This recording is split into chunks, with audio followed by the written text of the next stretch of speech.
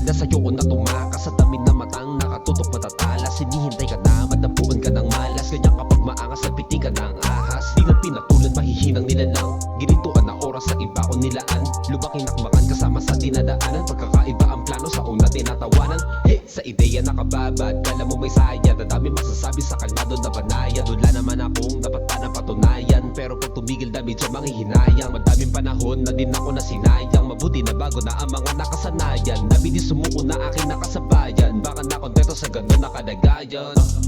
Maiiwan nakatenga, mauubusan ng ilalapag sa mesa.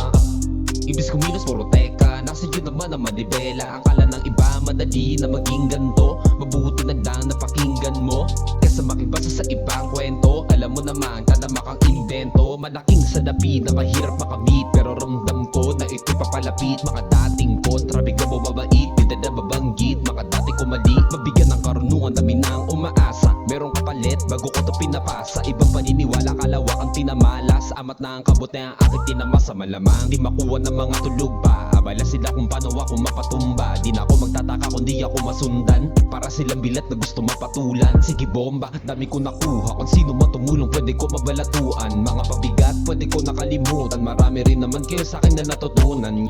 Di ko na muna papaliwanag kung ano man ang aking tinataha. Kasi ang plano, pag kinakalat, ikaw ang madalas nila hinahata ko, diba? Halata mo sa galawan na minsan na gusto ko masapawan. Di ka titigilan na mapangunahan pag sinasabi mo hindi maunawaan.